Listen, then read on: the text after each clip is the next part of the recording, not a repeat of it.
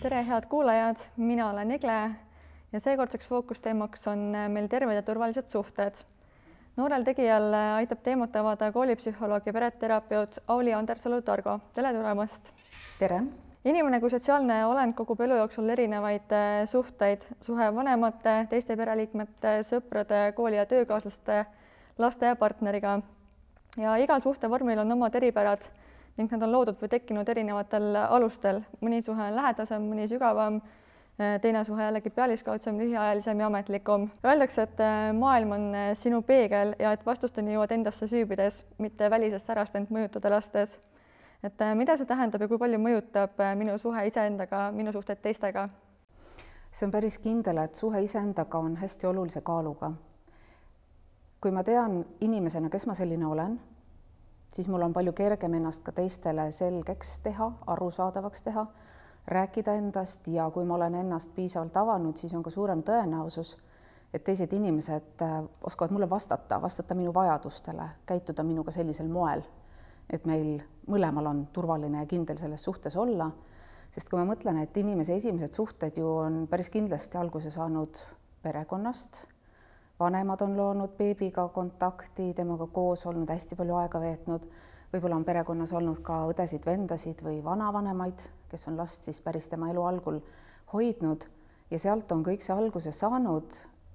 Sellise lapsepõlve ja nooruki arengu juures on tähtis see, et inimesel tekib järjest selgem arusaamine, näiteks oma vajadustest. Et kui sa oled algklasside laps, siis sa võib-olla veel ei saa aru täpselt, et kui palju sõprussuhteid sa tahad ja kõik tundub nii põnev, et oleks palju sõpru ja saaks kogu aeg nendega kokku, aga kui sa juba põhikoolis oled, siis sa ilmselt juba tajud ära ka selle, et mõnikord sa väsid suhtlemisest, sa saad aru oma piiridest, et kui palju sa tahad üksinda olla, kui palju sa tahad sõpradega aega koos veeta. Sa saad aru, et kui palju sa vajadki sellist sügavamaid suhteid või meeldib sulle, et sinu ümber on hästi palju inimesi ja elevust ja tegevusi või sulle pigem meeldib, et sul oleks mõned vähesed sõbrad, kellega sa ennast tunned kindlalt ja turvaliselt ja saad selliseid sügavamaid teemasid arutada. Et perekond on ka see koht, kust me saame tegelikult oma esimesed arusaamised, mida me elus oluliseks peame. Loomulikult me sealt õpimegi seda, milline elustiil meeldib mulle, kas mulle meeldib pigem selline aktiivne elustiil, kus mulle meeldib käia väljas mängimas, sporti tegemas, liikumas või mulle meeldib selline vaiksem olemine. Et perekonnast me saame esimesed väärtused, nii kujuneb välja meie väärtuste süsteem, just see sama, et mida ma näiteks sõpruse juures ka olulisemaks pean, kas seda, et me hästi palju aega koos veedame või seda näiteks, et me hoopiski toetame teineteist unistuste täitmisel. Me saame perekonnast siis lisaks väärtustele ka arusaamine sellest, et mida ma vajan, milliseid suhteid mina just vajan ja kuidas neid piire seada. Et kindlasti on osad lapsed sellised, kes on saanud oma pere suhetest juba selle kogemuse, et on täiesti okei välja öelda, et kui mulle miski ei meeldi, ennast kehtestada. Ja kindlasti on ka palju selliseid lapsi, kes tegelikult seda kogemust ei ole saanud ja nendel võib olla päris keeruline oma piire seada ka sõprussuhetes, kui ta näiteks ei taha teha midagi, mida sõbrad kavatsevad teha või minna kuskile, aga ta ei julge seda välja öelda. Et mõte on siis selles, et kui ma ennast piisavalt hästi tunnen, tean, kes ma olen inimesena, tean, mida ma vajan, milliseid piire ma tahan seada oma suhetele, tean ka seda, mida ma elus oluliseks pean, et siis mul on ka võib-olla kergem luua selliseid sõprussuhteid, mis päriselt mind toetavad ja vanemaks saades luua ka selliseid romantilisi suhteid, kus ma ennast päriselt saan vabalt tunda.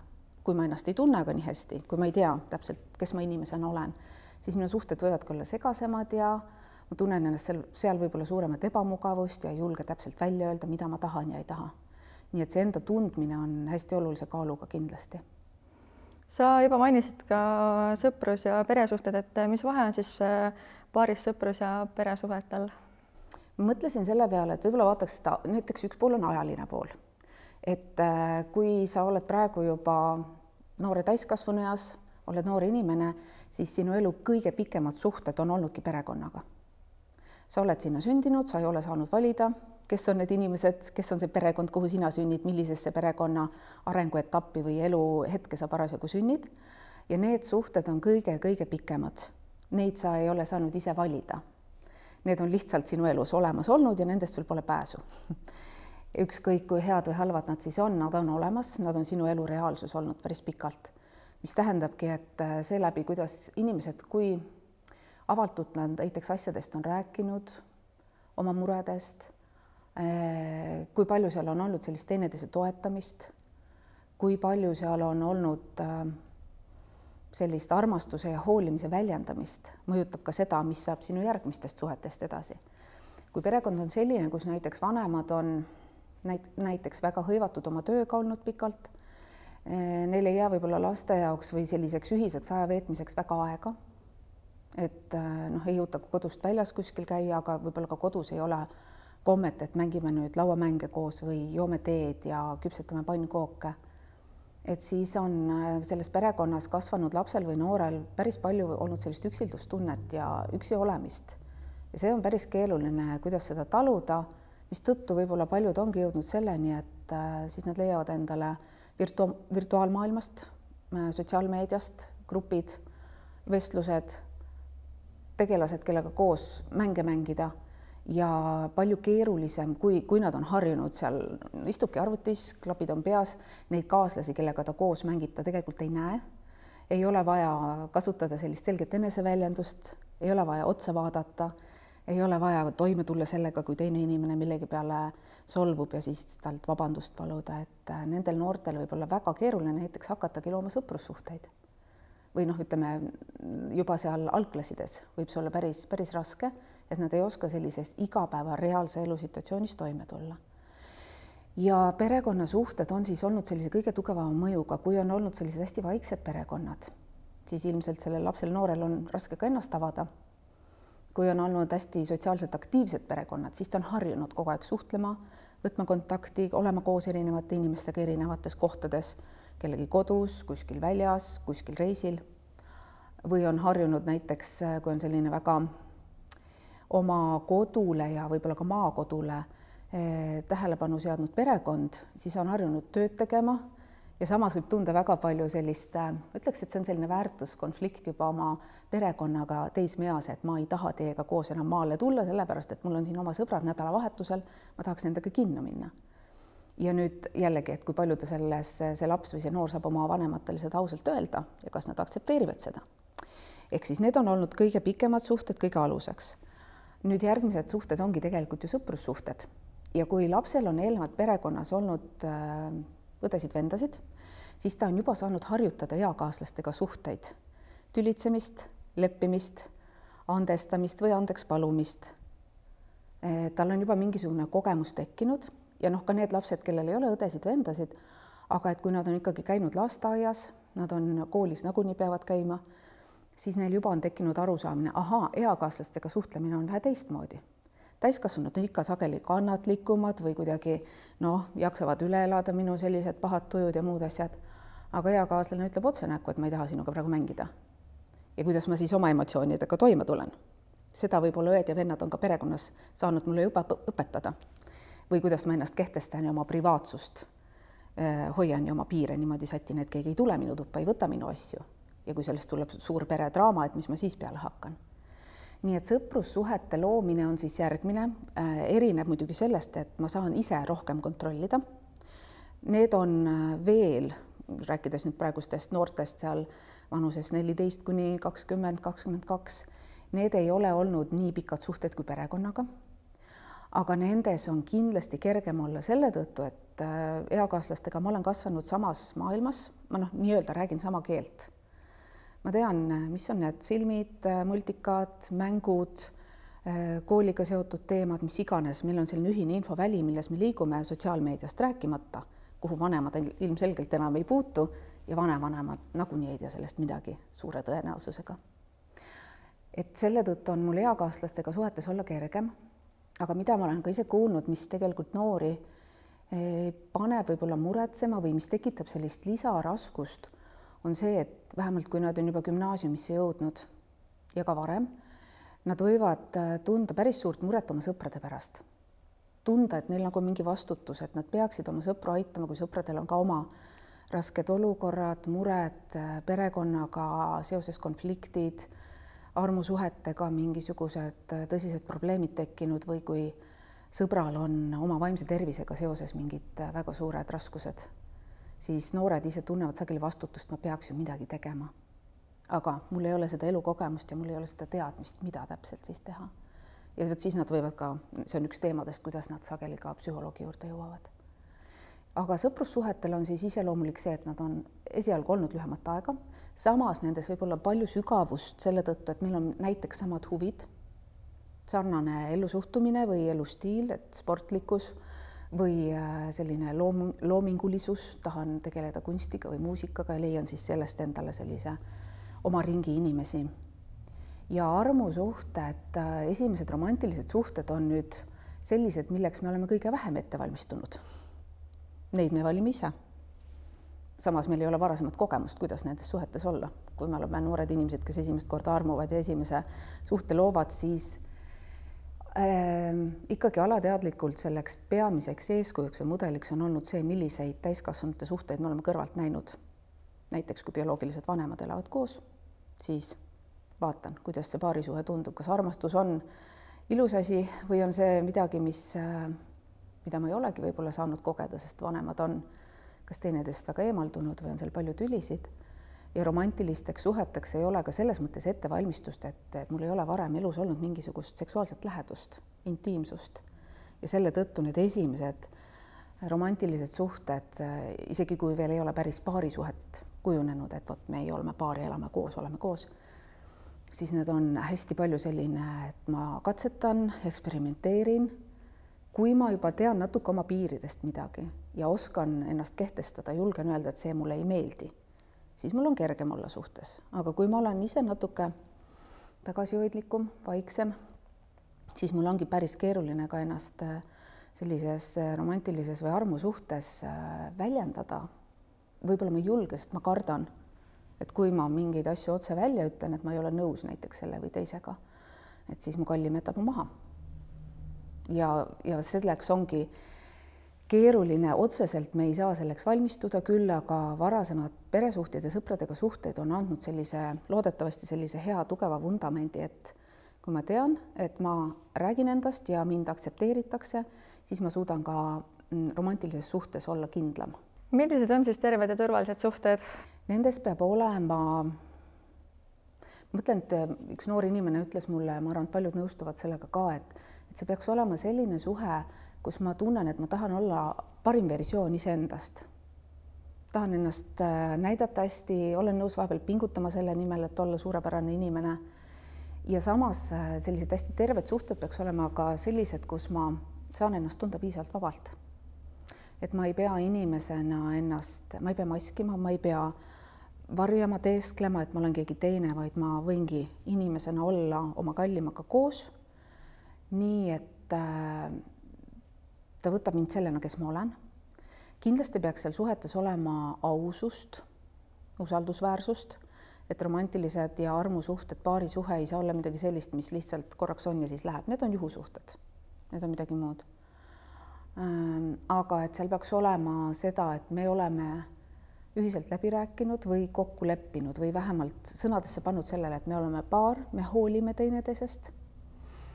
Me peaksime austama teineteise vajadusi ja kindlasti arvestama sellega, et kui meil on paarisuhe, siis me ei pea olema kogu aeg koos ja pühenduma ainult partnerile, sest siis see paarisuhe kaua ei saa kesta. Vaid väga oluline on hoida meeles, et kõigepealt ma olen mina ise, see roll, et ma ise elan oma elu ja teen oma käike ja mõtlen oma tulevikule ja planeerin oma õppimist või tegelen oma hobidega või kas või spordiga põhjalikult ja tõsiselt. Siis ma olen partner. Armumise ajal loomulikult on see fookus rohkem sellele, et me oleme see üks osa sellest maailmast ja meie ühiselt mõtleme ja mõtleme sarnaselt. Aga et mitte ära unustada seda, et see mina roll on ka väga oluline. Ja siis ka, eks ole, ma olen partner ja me loome ka seda ühist maailma, mis tähendab seda, et meil peaks olema piisavalt sellist tunnet, et me saame vabalt olla selles suhtes, et ma võin ka olla ilma meigita ja ma olen niimoodi ka okei, või et ta võib olla ka pahastujus ja ma elan selle üle. meil peaks olema teineteise vajaduste suhtes austust, seesama, et kui ma vajan üksi olemise aega, et siis ma julgen seda välja öelda, et ma tegelikult tahaksin olla seal üksinda kodus või minna hoopis üksinda jalutama. Ja teine ei solvu selle peale või kui ka solvub, siis ta saab sellest üle, et ma võin kindel olla, et kui ma niisuguse asja välja ütlen, siis meie suhe ikkagi ei lähe sellest katki. Võiksid olla kindlasti mingi osa sellist ühist maailma. Kas selleks on siis huvialadega seotud selline ühine maailm, muusika, filmid, mõtle, mis noortel veel on sellised olulised teemad, kindlasti osadel ongi selline loominguline eneseväljendus, osadel on selline füüsiline aktiivsus väga oluline. Osadel on kindlasti ka sotsiaalmeedias tegutsemine oluline, võib-olla see on meie ühine maailm, kus me tahamegi toimetada kas niimoodi, et siis mängida ja sedapidi olla siis kuidagi sellises ühises infoväljas ja teha midagi koos. Või siis selleks on hoopiski sotsiaalmeedias millestki rääkimine, teistele noortele selliseks heaks eeskujuks olemine. Aga et peab olema mingisugune ühine maailm või on selleks näiteks kokkamine või on selleks matkamine või veel, eks ole, reisimine hästi paljudel ka kindlasti, kes saavad juba noorte täiskasvanutena endale seda lubada.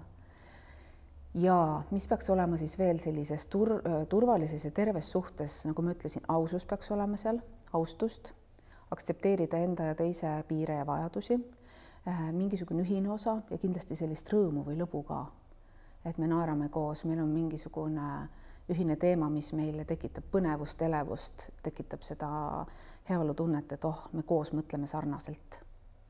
Et need on sellised esimesed olulised teemad. Aga mis hetkest muutuvad suhted ebaturvaliseks? Ma tean, et ebaturvaliste suhete selline taust ja põhjused võivad olla, ühelt poolt on sellised soostereotüübid, ikkagi, mis on ka jätkuvalt, ei ole nad niimoodi muutunud, et paraku justkui on meestele lubatud olla mitte siis ainult, et mehed on jõulisemad, tugevamad, vaid ka poisid, et nad võivad justkui olla agressiivsemad, kontrollivamad, vägivaldsemad ja ma ei mõtle siin mitte otseselt siis kaklemist või kallale minekut või löömist, aga ka võimu omamist, emotsionaalsel tasandil manipuleerimist ja nii edasi. Et kui nüüd näiteks üks noormees on kasvanud sellises keskkonnas, sellises perekonnas, kus mehel on võim, mees otsustab, kuidas asjad käivad, et on näinud näiteks isa või kogu selle suguvõsa mehed on sellised võimukad, agressiivselt käituvad või ka sellise domineeriva olemusega, siis see on tema reaalsus, ta on õppinud olema selline. Ja kui nüüd ta näiteks satub kokku sellise tüdrukuga, kes on just nimelt näinud ja harjunud sellega, et naised peaksid leppima, alistuma, võtma omaks seda, mida mees ütleb, kohanema tema soovidega, tegema kõik selle heaks, et partneril, kallimal mehel oleks hea olla ja tema vajadused oleks rahuldatud, siis juba selles suhtes on selline väikene võimalus olemas, et seal võivad asjad käest ära minna, sest üks saab domineerida, teine alistub ja siis see muster saab korduda. See muudkui aga kinnistub, et nii ongi. Ja muidugi, mis veel sellise ebaturvalisuse taustaks võib olla, kui siis üks partneritest, ükskõik siis kumb, on see siis tüdruk, on see poiss, samasoolise paari puhul ükskõik kumb, tunneb ennast ebakindlalt või temas on mingisugune ärevus seoses suhtega tekkinud, ka see võib panna teda käituma agressiivselt, võib panna teda tundma suuremat armukadedust ja kui ta ei oska oma emotsioonidega toime tulla. Teatud määral selline armukadeduse tundmine on, see on inimlik, see on normaalne, aga tähtis selle juures on see, et kas ma suudan kontrollida kõiki neid emotsioone, mis sellega kaasnevad, kui ma tunnen armukadedust, et ma ei lase sellel minna üle piiri ja et see armukadeduse tunne ei hakka juhtima minu käitumist. Et ma ei hakka teise telefonis sobrama ja vaatama, mis tal seal sotsiaalmeedias toimub või piirama teda, ütlema, et ta ei tohi mingeid asju teha ja ta ei tohi kuskile minna ja teatud inimestega suhelda või kas või sotsiaalmeediasse mingisuguseid postitusi teha. Et kui, nagu ma ütlesin, üks taustategur on sellised soostereotüübid, kui ikkagi noor inimene usub, et mehed võivad teha seda ja naised peavad tegema nii või ka vastupidi, naistel on lubatud selline käitumine ja mehed peavad selle alla neelama, siis juba võib seda suhet selline ebaturvalisus ohustada ka ja teine pool on siis see, kui üks neist kahest tunneb ennast suhtes ebakindlalt või iseendaga seoses ebakindlalt, ei tea, kas ta ikkagi on väärt sellist suhet, siis see võib muuta ka, tekitada sellist ärritust, agressiivsust või kui kumbki partneritest näiteks väga kardab üksi olla, siis ta lepib ka rohkem selliste ebameeldivate käitumiste ja ebaviisaka käitumisega oma partneri poolt, sest ta mitte mingi hinnast ei taha seda suhet lõpetada, sest ta kardab olla üksi. Kas selle tõttu, et üksi on väga hirmus olla või selle tõttu, et mida siis teised arvavad ja kõik on ju suhtes ja mina olen see ainukene siis. Et see taust on selline. Tihti öeldakse, et teismelistega on keeruline, et miks laste ja vanemate vahelised suhted tihti just teismeeas võivad keeruliseks muutuda? Ma pereterapeudina tean päris palju vanemaid, kus just sellel hetkel pöörduvad ka teraapiasse, kus näiteks esimene laps on teismeikka jõudnud ja siis on järsku täiesti uued väljakutsed ja segased olukorrad ja arusaamatus. Et ma võin seda jagada seda, kuidas vanemad vaatavad ja siis ka noore inimese poolt, kellega ma olen, kõik need, kellega ma olen ka koolipsühholoogina kohtunud, et täiskasvanu poolt on olukord siis selline. Et oletame, et nendel lapsevanematel endal on olnud selline rahulik ja meeldiv suhe, nad on koos, nad suudavad oma konflikte lahendada, nad on harjunud selle pereeluga, kus on 1, 2 või 3 last näiteks ja mudel on enam-vähem selline, et lapsed on väikesed ja vanematel on nende suhtes piisavalt mõjuvõimu, vanemad ikkagi suures pildis otsustavad, kuidas peres asjad käivad, igapäevaelu rutiin, logistika, kõik need asjad, kes millal lasteaeda, kooli, huviringid, kõik see on rohkem vanemate hallata. Ja kui nüüd üks näiteks siis vanim laps saab teismeliseks ja ta enam ei ole nõus kõige sellega, kuidas vanemad on tema elu ette näinud või ta tunneb suuremat vajadust tõmbuda endasse, leida seda oma mina, aru saada, kes ta selline on. Aga vanemad tahavad, et ta ikka oleks hästi avatud ja kõik õhtusöögid oleksid koos. Ja seesama, et me läheme ju vanaemale, vanaisale külla kõik koos. Kuigi see teismeline tahaks olla võib-olla päris üksi või eelkõige oma sõpradega. Ja vot siis vanematel on väga keeruline seda aktsepteerida. Nad ei saa aru, mis nüüd on. Nad võivad tunda isegi kurbust, et selline lapsepõlve või selline tuttav pereelu hakkab läbi saama, et üks lastest hakkabki kodust lahkuma vaikselt. Kõigepealt veedab aega koos rohkem oma sõpradega ja siis isegi enam vana aasta õhtul ei ole kodus ja siis ei taha meiega koos enam suvepuhkust veeta või reisile tulla. Ja see on vanemate jaoks sageli päris kurb. Enamus neist ei tunnista seda, ei oska öelda, et ma tegelikult olen nii kurb, et see asi saab läbi ja see ei tule kunagi tagasi, sest et ta peab minema oma elu elama ja me ei saa teda siin kodus hoida väiksena, nii nagu meile võib-olla meeldiks sellise 5-aastasena. Ja vanemad ei tea ka, et kuidas tulla toime sellise lapsega, kes enam nende soovidele ei allu, vaid ütlebki vastu. Väljendabki väga jõuliselt seda, et ta ei ole nõus ja et vanemate mõttekäigud on vanamoodsad ja nõmedad ja üleüldse ei tahagi tegelikult nendega rääkida, et vanematelt tekitab see sageli hästi suurt ebakindlust, ärevust, sest nad ei tea, mis toimub ja nad ei tea, kuidas lähevad asjad edasi ja selle tõttu võivad ka vanemad hakata käitumisena inetult. Võivad hakata rohkem kontrollima, võivad tekitada seal selliseid suuri konflikte selle tõttu, et nad ei ole nõus lapse valikuga ja laps ei ole nõus sellega, et vanemad teda piiravad, sest et laps või see noor inimene tahab eralduda perekonnast, see on tema arengu ülesanne.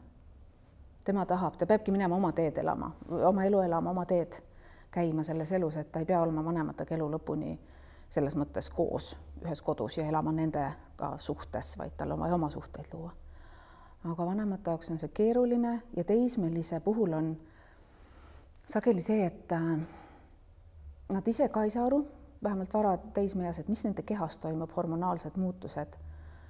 Kõik see on nii imelik, keha muutub, tunded muutuvad, võivad olla sellised emotsioonide kõikumised ja ta ise tunneb ka ennast imelikuna vahepeal ja ta ei usu, et vanemad teda mõistaksid. Mulle meeldib väga üks selline ütlus, et teismeeas tekib enamasti noortel selline allergia oma vanemate vastu. Isegi see ajab närvi, kuidas vanemad hingavad või söövad või ma ei tea, mida iganes elus teevad, autot juhivad näiteks. Et see käib sageli selle teismea juurde ja siin vanematel ei ole vaja võtta seda väga isiklikult selles mõttes, et nii on ja see läheb ka üle.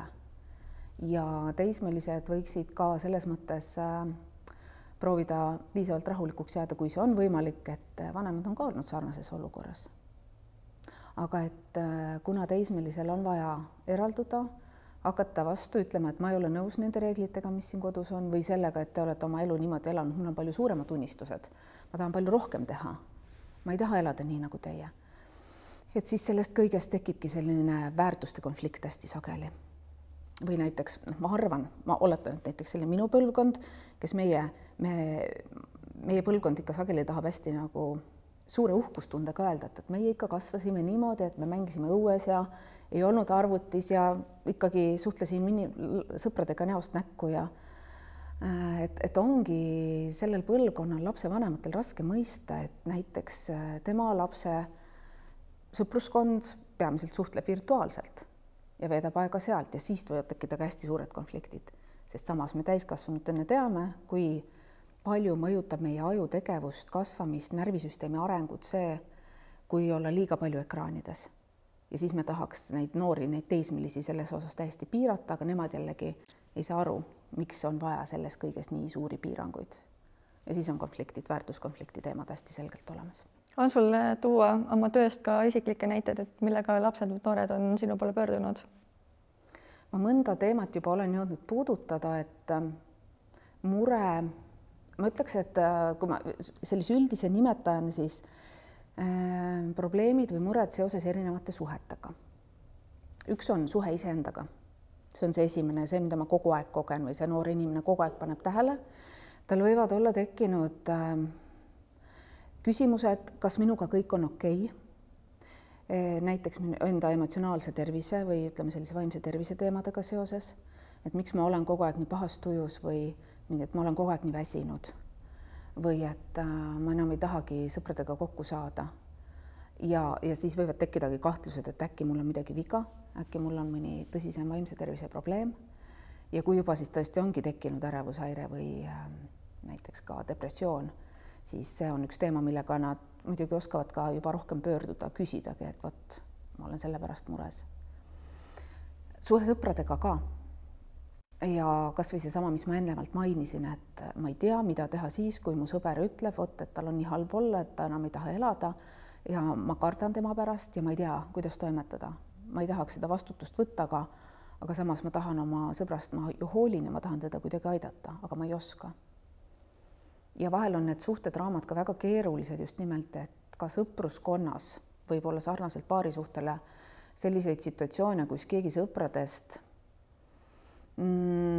käitub manipuleerivalt ja teebki teistel selgeks, et kui sa enam minuga ei suhtle, siis või et kui sa nendega suhtled, siis ma ei ole enam sinuga, ma ei taha sind enam kunagi näha ja selles mõttes seab selliseid tingimusi suhetele, et need on keerulised olukorrad, millega noored võivad pöörduda. Peresuhetest ma julgeks öelda, et selline nagu üks hästi sagedane või peamine raskus, millega noored kokku puutuvad, on ikkagi see, et vanemad ei mõista. Kas või seesama vaimse tervise teema, et vanemad ei usu, et depressioon on midagi, mis on päriselt reaalselt olemasolev haigus või et kellelgi võiks olla aktiivsust tähelepanu häire ja see segab ja tekitab väga suuri pingeid näiteks koolitöödega hakkama saamisel. Et noored tahaksid vanemate poolt vähemalt seda mõistmist või seda, et vanemad võtaks tõsiselt, kui tal on need raskused tekkinud.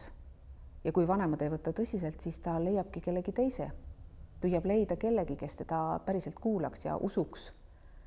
Sõber, võib-olla koolipsühholoog, võib-olla miks mitte ka näiteks mõni õpetaja või trenni või huviala ringijuht. Ja kui nüüd mõelda sellise, ütleme, et selle 9. klass põhikooli lõpetajad ja kindlasti gümnasistid ka, siis hästi suur mure on ikkagi kooli ja igapäevaelu koormusega hakkama saamine. See koormus on lihtsalt üle jõu käiv väga paljudele. Kahjuks on muutunud nagu normaalsuseks, et nad ei jõua piisavalt palju magada öösel, et nad ei jaksa kõikide asjadega hakkama saada. Kui ma olen ise teinud ka läbipõlemise ennetamise valikkursust gümnasistidele, siis valdav enamus, kes seal kohal ongi öelnud, et unetunde on võt nii vähe ja pidevalt on tunne, et ma ei saa hakkama. et ma ei ole piisavalt hea, et see koormus on lihtsalt liiga suur. Ja sellele on ka keeruline jällegi, tundub, et täiskasvanutel on seda raske mõista, sest ka paljud täiskasvanud ise töötavad ülekoormusega ja võtavad seda normaalsusena, et nii on ja ei hakka sellele otsima mingeid teisi lahendusi. Ja noortel ei ole ka häid mudeleid. Kuidas siis oma elu elada niimoodi? Võib-olla on mingid mudelid, mis ütlevad, et umbes, et võt niimoodi saad sa kiiresti palju raha teenida ja siis su elu ongi lill, aga need ei tööta. Et ei ole selliseid mudeleid ja eeskujusid, kelle põhjalt ta näeks, et kui sa päeva jooksul võtad piisavalt palju ja sageli puhkamiseks pause, siis juba on natuke kergem. Et sa ei pea ootama ainult kooli vaheaega, vaid proovi vahepeal puhata või et tegele lemmikloomadega või ikkagi igapäevaselt, regulaarselt jälgi, et sa piisavalt vett jood, et sa liigud, kas või on see 10 minutit päevas liikumist, 20 minutit veel parem. Et neid mudeleid noortel sageli ei ole ja võt siis see koormus õppimise ja koolis käimisega on liiga palju, liiga keeruline kõik. Ehk siis suhe iseendaga, suhe oma sõpradega võib olla keeruline, suhe perekonnaga, suhe siis kooliga ja veel üldse, et mis saab tulevikust, kuhu see maailm üleüldse liigub. Kuidas mina tahan siin elada või millist elu ma tahan siin elada ja kas selles riigis või kuidas üleüldse. Et see on väga suurt ärevust tekitav ja sellel ei ole ka häid vastuseid. Et kui ei ole vastuseid, siis pinge kruvib, ärevus suureneb. Iseenda tulevikuga seoses samamoodi, et mis elu ma elan või mis võimalused mul on, mida ma üldse tahan ja kui mul on ka päriselt oma vaimse tervisega suured raskused, siis mul ei ole ka jaksu mõelda. Siis mul oleks vaja tõesti kedagi kõrval, kes aitab mõelda läbi neid küsimusi. Ja peamine, millest mulle tundub, et on praegu hästi puudu, see on nüüd, noored ise võib-olla seda ei ole nii sõnastanud, aga mina nimetaksin seda, et väga vähe on sellist inimlikku lähedast kontakti, et ma olen kellegagi koos, sõpradega niimoodi, et ma tunnen, et ma olen seal aktsepteeritud ja et keegi mind kuulab.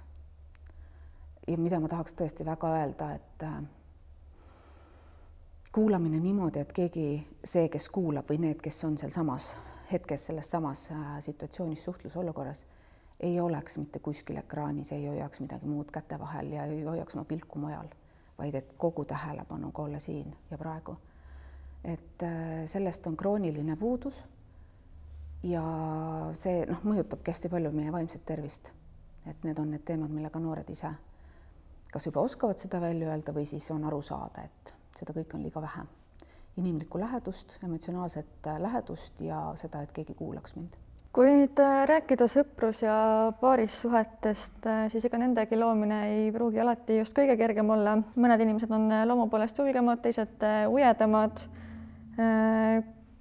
Kuidas siis alustada sellist tervet ja turvalist armastus- või paarissuhet? Ma arvan, et selles noore seas üks selline hea lähtepunkt on ikkagi sarnased huvid või sarnane maailmavaade.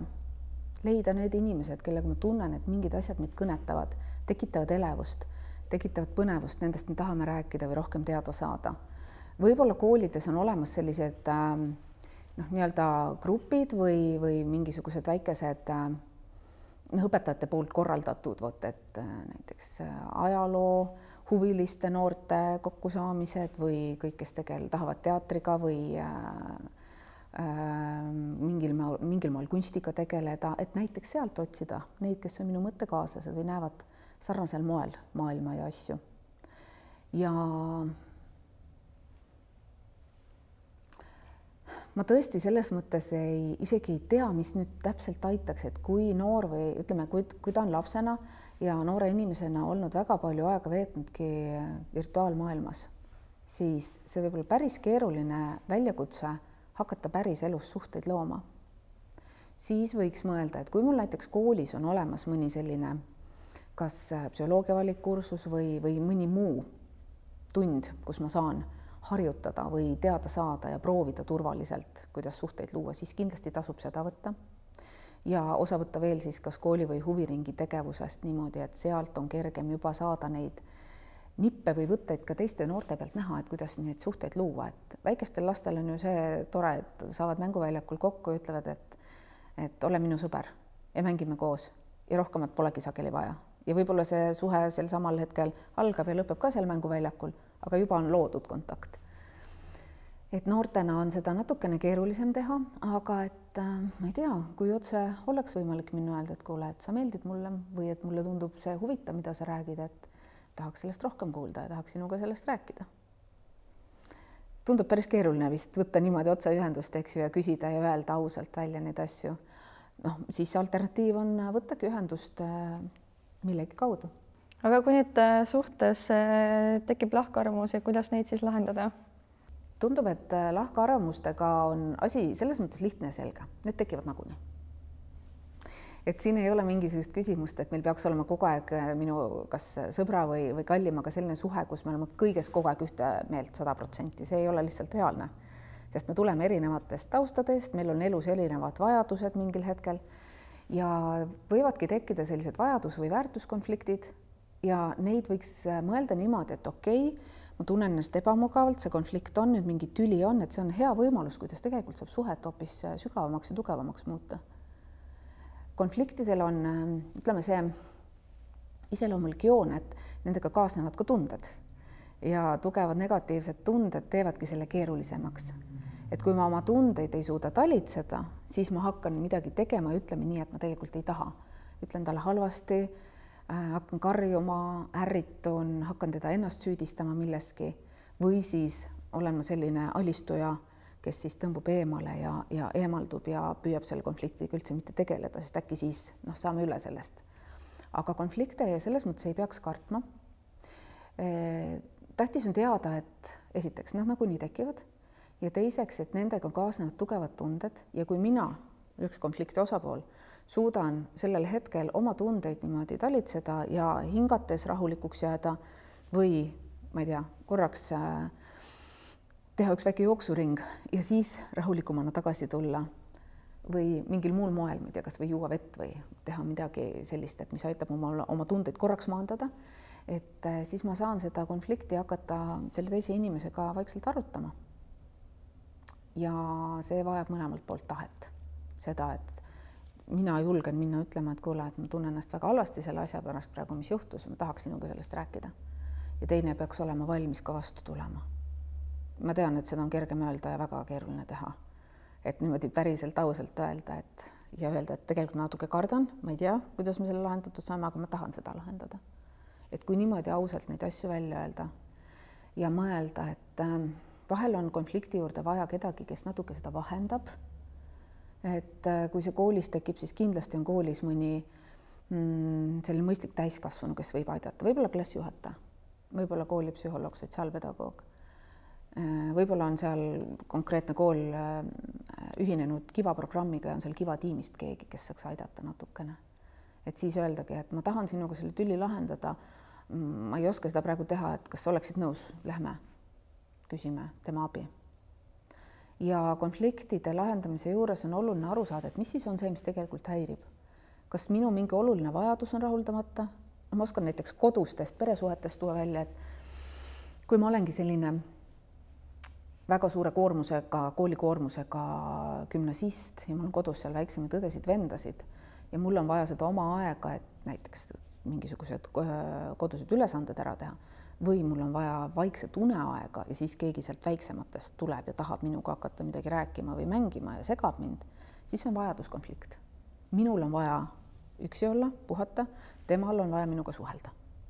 Ja võt siis võikski sellest konfliktist mitte niimoodi, et lihtsalt uks paugutades kinni lüüa ja see noorem õde või vend minema saata suure sellise tüliga, vaid võikski mõelda, et okei, kui ma praegu temaga proovin selle asja ära lahendada, siis mul võib olla, et on hiljem selles mõttes kergem, et me teeme mingi kokkuleppe. Kuule, praegu ma ei taha sinuga neid asju siin hakata mängima või tegema, aga võt, ma pean need kooliasjad ära tegema ja teeme niimoodi, et nädalavahetusel reedel tund aega ma sinuga tegelen. Võib-olla ta lepib sellega, võib-olla mitte, aga sa oled saanud vähemalt omalt poolt selle konflikti lahendamiseks midagi teha. Paari suhtes on selles mõttes keerulisem, nagu ma enne ütlesin ka, et ega meil selleks ju head ettevalmistust ei ole sageli, kuidas tülitseda ja kuidas tülisid lahendada. Põhiline on see, et mul endal peavad olema head kavatsused. Ma pean tahtma, kui ma tahan, et see suhe oleks hea, siis ma tean, et ma ei saa teist inimest muuta, survestada. Ma ei saa öelda, et ta peab mõtlema või asju tegema nii, nagu mina tahan või mida mina õigeks pean. ma pean jätma talle ka selle ruumi eriarvamuseks. Ja ma ei saa selle konflikti eest ka tõesti kuhugi ära põgeneda. Et ma peaksin siis võtma ennast kokku, hingama, tegema kas või väikese meditatsiooni või mingil muul moel ennast rahustama ja ütlema, et see suhe on mulle tähtis. Ma praegu olen väga halvas tujus selle asja pärast, mis meil siin juhtus. Ma täpselt ei tea, kuidas seda lahendada, aga ma tahaksin sinuga seda koos lahendada. Kas sa tahad ka seda teha? Millal me saaksime seda teha? Et vahel on vaja võtta, kui tunded on hästi tugevad, siis vahel oleks hea võtta selline väike aeg maha. Sel samal hetkel võib-olla ei saa kohe hakata rahulikult lahendama. Aga ütleme, sellise ööpäeva jooksul võiks leida selle aja kokku leppida, et kuule, proovime rääkida sellest nüüd. Mida me sageli teeme inimestena ja mitte ainult lapsed ja noored, vaid täiskasvanud kasutavad seda väga palju, et me otsime kellegi teise, kellele me läheme kurtma, halama, välja elama, auru välja laskma, ütleme, kui nõme ta on ja mida ta kõike teeb valesti. Kui me teeme seda niimoodi korraks, et tõesti nagu oma pingest vabaneda, siis ei ole hullu, aga kui me jäämegi niimoodi käima kellegi teisega, otsin temalt seda abi või seda toetust või lihtsalt lähen elan ennast välja, aga tegelikult oma kallimaga konflikti ei lahenda, et siis on probleem, siis tekib selline kolmnurk, mis toob kaasa uusi pingeid, sest et otse suhtlus ja aus suhtlus minu selle olulise inimesega tegelikult kaob ära, sest mul on see keegi teine selle juures, kelle kaudu kõik hakkab käima. Aga kui ma nüüd tunnen, et ma ei taha rohkem selles suhtes olla, siis kuidas ma selle suhte lõpetan? Kui on tegemist olnud, ütleme sellise piisavalt rahuliku ja turvalise suhtega, aga ma tunnen, et lihtsalt selles ma ei tunne ennast enam kas rõõmsana või see kuidagi ei lähe kokku minu elu ja väärtustega, siis nii hirmus, kui see ka ei ole, aga seda peaks siis oma sellele partnerile ütlema. Võib-olla mõne turvalise täiskasvanuga eelnevalt korraks niimoodi läbi arutama, et kuidas võiks öelda, harjutada, et võt, äkki ma ütleks sellise lause ja saada siis peegeldust, et okei, see lause on hea, see lause võib-olla ei ole nii hea. Kehvad variandid on loomulikult sellised, kus jäetakse keegi maha või lõpetatakse suhe, ma ei tea, sõnumiga, kuskil vestluses, kuskil niimoodi, et meil seda otsekontakti ei ole. Sest see jätab liiga palju küsimusi õhku ja see ei ole aus selle suhte osas. Aus ja selline austav peaks olema see, et ma võtan selle julguse kokku, ütlen, et tead, mina tunnen niimoodi, ma arvan, et minu jaoks see suhe on läbi, ma ei soovi seda enam jätkata. Ja ma ei tea, kui suur hulk inimesi suudab teha veel seda, et räägime korraks, et mis siis selles suhtes nagu valesti läks või et äkki me lihtsalt kumbki saime aru, et me oleme nüüd vahepeal nii palju suuremaks kasvanud ja me soovimegi teistsugust elu ja tahamegi iseendale keskenduda, et minnagi näiteks välismaale õppima ja mul polegi suhteks aega ja tahtmist. Või et mis meie suhtes on läinud valesti, et kui me saaks ka seda analüüsida oma partneriga koos siis sellega, kellega me suhte lõpetame, siis see oleks eriti väärtuslik kogemus tulevikuks järgmisteks suheteks. Kui emotsioonid on liiga tugevad, ei ole võimalik sellepärast, et tema on solvunud ja mina tunnen ennast süüdi ja jube piinlik on ka ja samas ma olen vihane tema pärast, et ta niimoodi on käitunud, siis on seda raske teha, siis võiks vähemalt iseenda sees analüüsida, et oota, mis mul selle suhtega oli, mis see õppetund võiks olla, et mida see suhe ja selle lõpetamine mul õpetas. Ja millist suhet ma tahaksin tulevikus, millise inimesega koos olla.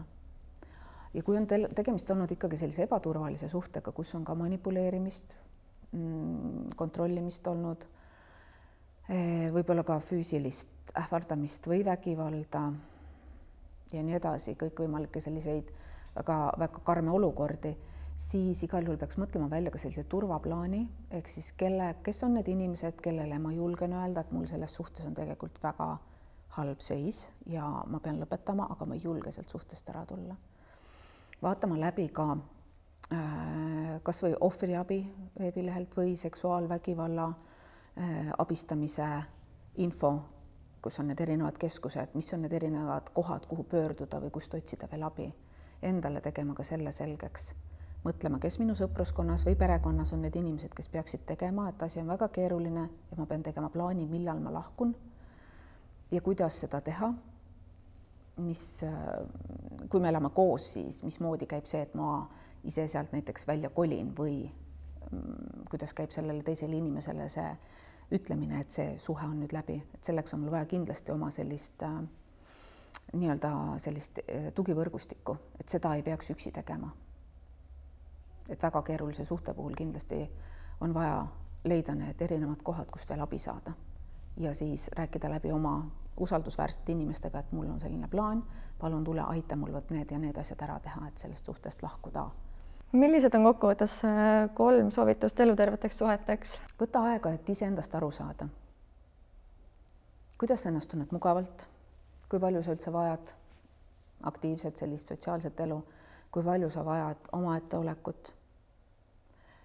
Kas sa oled pigem inimene, kellele meeldib teisi kuulata või sa tahad, et sind kuulataks? Et võta seda aega, et aru saada erinevates olukordades, kui sa oled koolis, kui sa käid tööl, kui sa kuskil mujal oled, vaata teisi ja vaata ennast ka, et okei, nüüd mul oli hea olla, nüüd mul võib-olla ei ole nii hea olla, mulle meeldivad sellised suhted ja ma vajan suhetest seda.